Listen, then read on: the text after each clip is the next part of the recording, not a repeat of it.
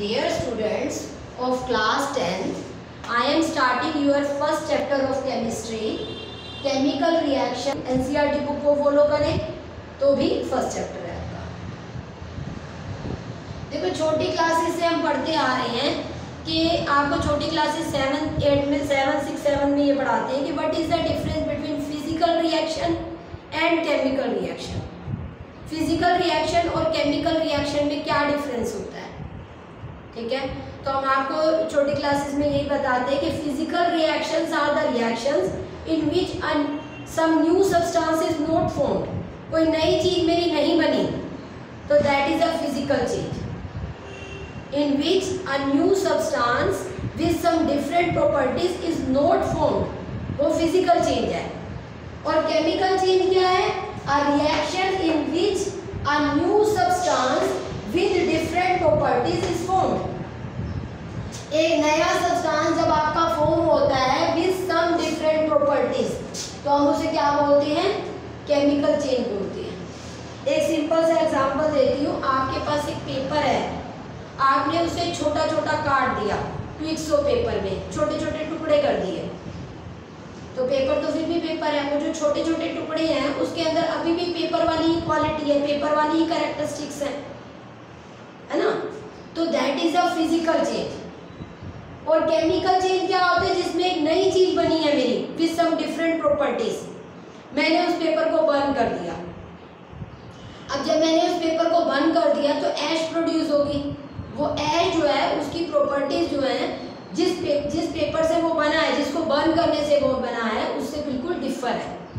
तो that is a chemical change. तो इस चैप्टर में सिर्फ केमिकल रिएक्शन एंड इक्वेशन, मतलब केमिकल रिएक्शन को हम किस तरह से रिप्रेजेंट करते हैं, ठीक है। केमिकल रिएक्शन क्या होती है? सबसे पहले उसकी डिफाइन है, a reaction in which a new substance with different properties is formed is known as chemical reaction. Chemical change, chemical reaction. अब क्योंकि केमिकल चेंज को हम रिएक्शन की फॉर्म में पढ़ेंगे, ठीक है, एक रिएक्शन जिसके अंदर केमिकल चेंज को मैं रिप्रेजेंट कर रही हूँ, ठीक है, एक रिएक्शन जिसके अंदर मैं केमिकल चेंज को रिप्रेजेंट कर रही हूँ, वही मेरी केमिकल रिएक्शन है, ठीक है। अब जैसे इसका एग्जांपल देखो, एक मैग्नीशियम रिबन लिया हमने, ठीक है, मैग्नीशियम रिबन लिया हमने और उसे बर्न किया, ठीक। उसको मैंने टोंग्स के बीच में लिया। आपको फर्स्ट पेज जो है आपका एनसीईआरटी का जो फर्स्ट पेज है उसके अंदर ये केमिकल चेंज जो है वो दिखाया हुआ है, मैग्नीशियम रिबन को बर्न करता हुआ। आपने टोंग्स के बीच में उसको पकड़ना है और बर्न करना है। बर्न करने के बाद जो है ना वो एक डेज़लिंग फ्लेम देगा, वाइट डेज़लिंग फ्लेम, और किस में कन्वर्ट हो जाएगा? वाइट पाउडर में, ठीक है।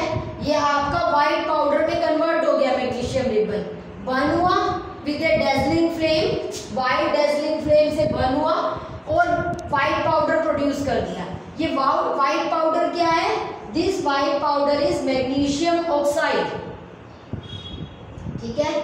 जब आपने रिबन को बर्न किया तो एक वाइट कलर का पाउडर प्रोड्यूस हुआ, दैट इज मैग्नीशियम ऑक्साइड।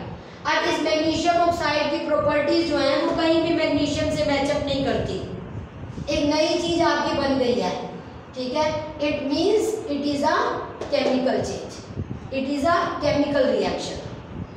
तो देखो किस तरह से आप जज करोगे कि जो आप ऑब्जर्व कर रहे हो वो आपका एक केमिकल रिएक्शन है या नहीं। तो 3 ऑब्जर्वेशंस आपको ये बताएंगी, 3-4 ऑब्जर्वेशन, 4 ऑब्जर्वेशन दे रखी हैं। इनमें से कोई भी अगर एक ऑब्जर्वेशन आपको दिखे तो समझ जाना कि वो आपकी केमिकल रिएक्शन ही हो रही है, ठीक है। जैसे फर्स्ट है चेंज इन स्टेट, सेकंड है चेंज इन कलर, थर्ड है एवोल्यूशन ऑफ गैस और फोर्थ है change in temperature. Change in state का मतलब ये है कि अगर आपने 2 गैसेस को रिएक्ट किया आपका लिक्विड बन गया, ठीक है। चेंज इन कलर, आपने किसी और कलर का सब्सटेंस लिया था, आपने उसे रिएक्शन कराई किसी के साथ या उसे हीट अप किया, वो उसका कलर चेंज हो गया, ठीक है। या फिर थर्ड एवोल्यूशन ऑफ गैस, जब आपने रिएक्शन कराई तो कोई गैस इवॉल्व हो रही है, निकल रही है और fourth change in temperature. Change in temperature का मतलब क्या होता है? चेंज इन टेम्परेचर का मतलब यह है कि आपने दो चीजों को हीट अप किया, आपने दो चीजों को इकट्ठा लिया, उसे हीट अप किया, मतलब आपने हीट प्रोवाइड किया, या फिर दो चीजों को आपने रिएक्ट कराया और वो रिएक्शन होने के बाद जो नई चीज बनी है, जिस चीज में वो बनी है, वो चीज जो है वो या तो आपको नजर आएगा कि हीट इज इवॉल्विंग, या वो चीज गर्म हो जाएगी जिस कंटेनर के अंदर वो है। तो इस तरह से इन सबका मैं आपको एग्जांपल दूंगी, ठीक है, वन बाय वन इनका रिएक्शन देंगे। लेकिन पहले जो है हमें बेसिक समझनी है कि एक्चुअल में केमिकल रिएक्शन को हम रिप्रेजेंट कैसे करते हैं, how to represent a chemical reaction. तो पहली चीज मैंने बताई, केमिकल रिएक्शन वो रिएक्शन है जिसके अंदर कोई नई चीज बने आपकी विद सम डिफरेंट प्रॉपर्टीज, ठीक है। इसका एग्जांपल मैंने दिया आपको, मैग्नीशियम रिबन बन किया, व्हाइट पाउडर प्रोड्यूस हुआ, दैट इज मैग्नीशियम ऑक्साइड।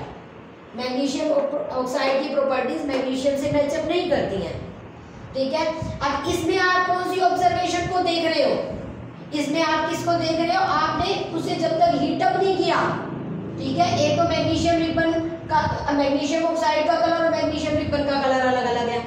दूसरा चेंज इन टेम्परेचर, जब आपने उसको हीट अप किया, मैग्नीशियम रिबन को आपने हीट अप किया तो आपका मैग्नीशियम ऑक्साइड बना, ठीक है। अब देखते हैं आगे जो है इनका वन बाय वन और एग्जांपल्स पढ़ेंगे, लेकिन पहले हमें पता होना चाहिए कि how to represent a chemical reaction, chemical reaction को रिप्रेजेंट कैसे करते हैं।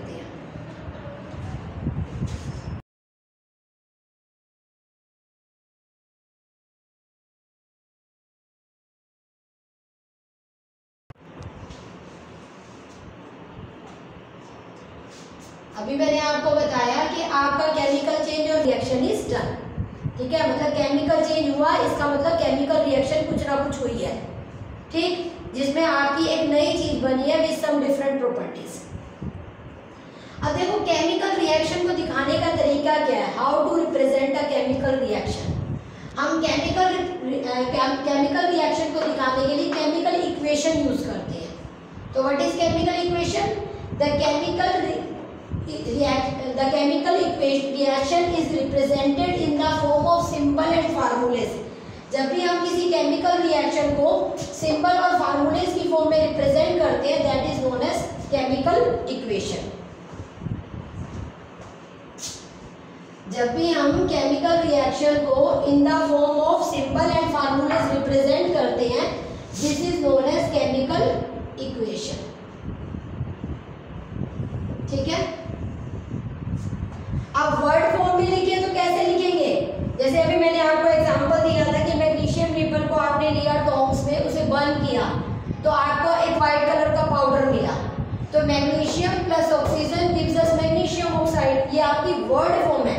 लेकिन केमिकल इक्वेशन जो है आपकी सिंपल और फार्मूलेस की फॉर्म में जब रिप्रेजेंट होती है तब हम उसको बोलते हैं केमिकल इक्वेशन, ठीक है। तो मैग्नीशियम का सिंबल क्या होता है? Mg, ऑक्सीजन के लिए O2 because it exist in molecular form, and magnesium oxide is MgO, ठीक है। 9th स्टैंडर्ड में बताया जाता है कि फार्मूले कैसे बनते हैं, ठीक है। हम बैलेंसेस लेते हैं और उनको क्रॉस करके फार्मूला बनाते हैं, ठीक है। तो ये आपकी क्या है? केमिकल इक्वेशन, ठीक है, which is given in the form of symbol and formulas. अब मैग्नीशियम का जो कलर होता है वो सिल्वरी वाइट होता है, लेकिन जब वो बन जाता है तो वो व्हाइट कलर का पाउडर बन जाता है, मैग्नीशियम ऑक्साइड, ठीक है।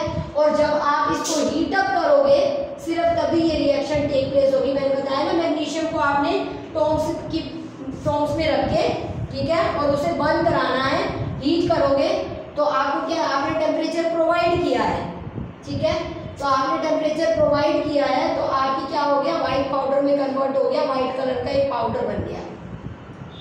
अब इस टाइप की जो रिएक्शन है इसको बोलते हैं skeletal chemical equation.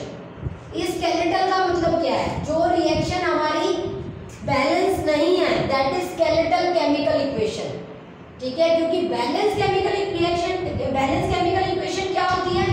Balance chemical equation वो इक्वेशन होती है जो हमारे लॉ ऑफ कंजर्वेशन ऑफ मास को फॉलो करती है। लास्ट ईयर मैंने आपको बताया था कि law of conservation of mass क्या है? Total mass of reactant is equal to total mass of product. आप ये चीज इस पे लगाओगे, इसमें इसका मास और इनका मास ऐड अप करोगे और इसका मास कैलकुलेट